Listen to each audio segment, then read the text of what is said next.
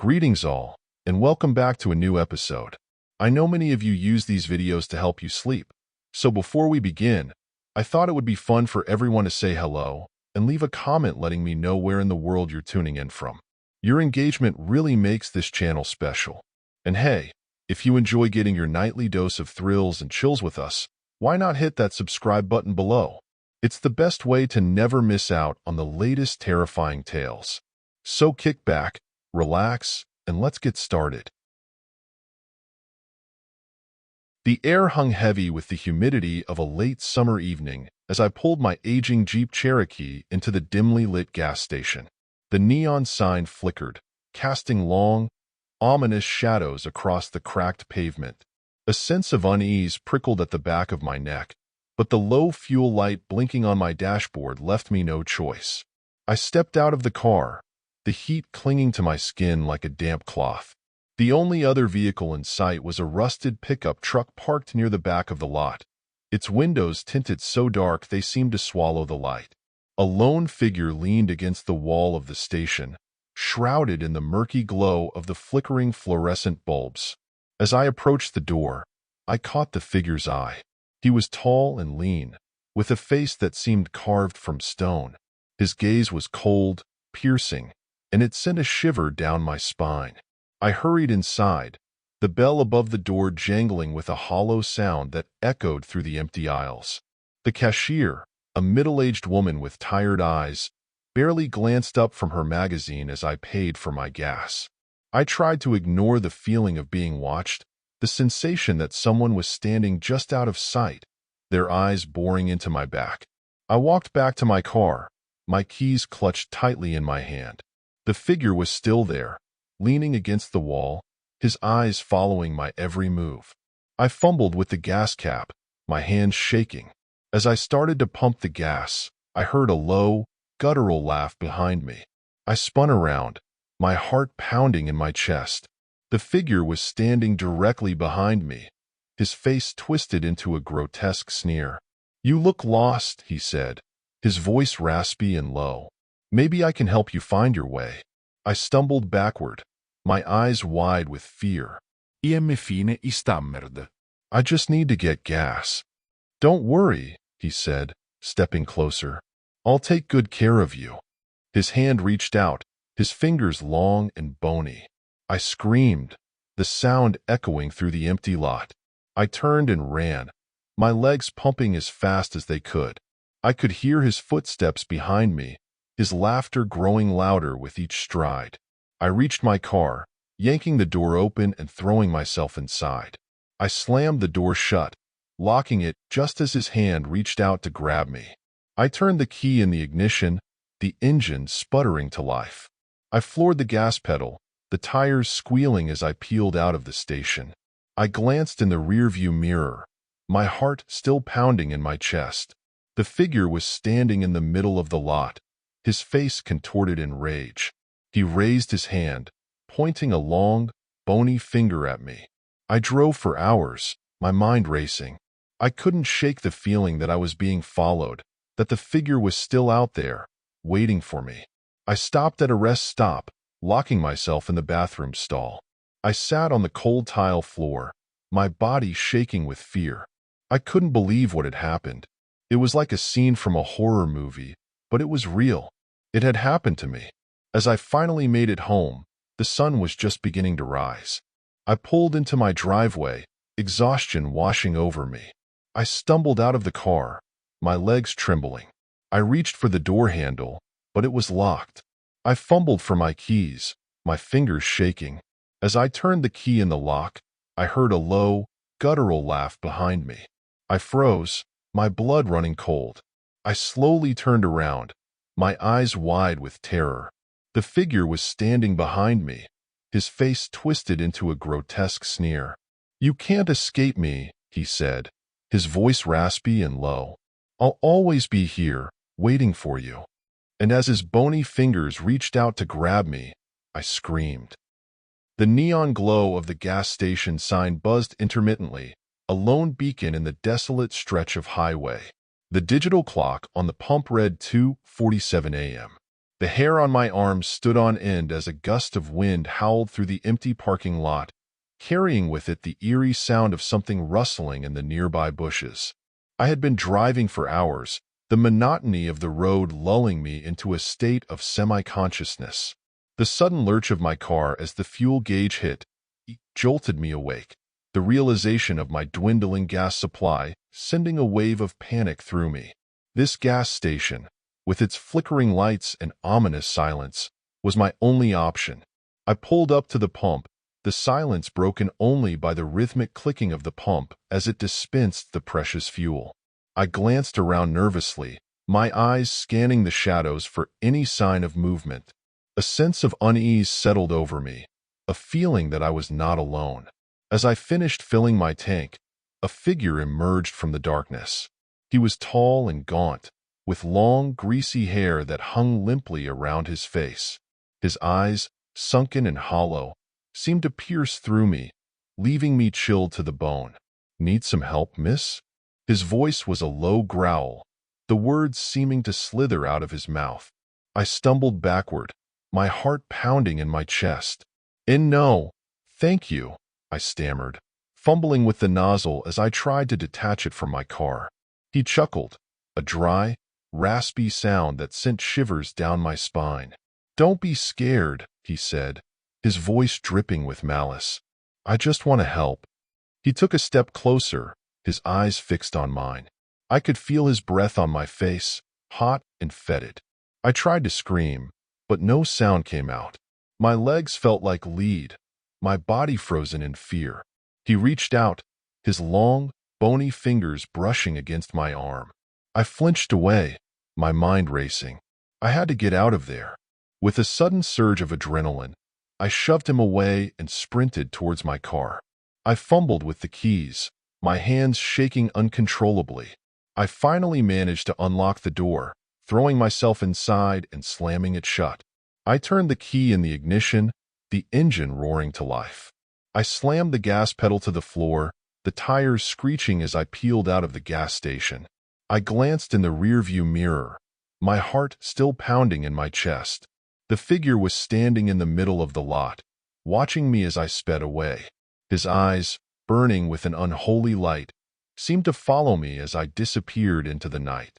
I drove for hours, my mind racing with the horrifying encounter. I couldn't shake the feeling that I had narrowly escaped something truly evil. As the sun began to rise, casting a warm glow over the landscape, I finally allowed myself to relax. I had survived the night, but as I pulled into my driveway, exhaustion washing over me, I couldn't help but wonder, was it truly over? Or was the figure from the gas station still out there, lurking in the shadows, waiting for his next victim? The rain beat against the windshield in a relentless rhythm, blurring the headlights and casting the world in an eerie, watery glow. It was the kind of night that made you want to stay home, curled up under a warm blanket with a good book. But fate, it seemed, had other plans for me. The fuel gauge needle hovered precariously close to empty, a stark reminder of my foolish decision to postpone filling up until later. Now, miles from civilization, the only sign of life was the flickering neon sign of a lone gas station, its light casting long, ominous shadows across the deserted parking lot. With a sigh of resignation, I pulled into the station, the tires crunching on the gravel as I came to a stop beside the pump.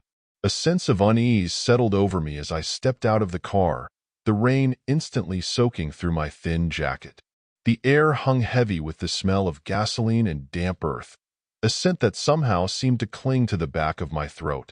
The gas station itself was a relic of a bygone era, its faded paint and rusted metal a testament to years of neglect.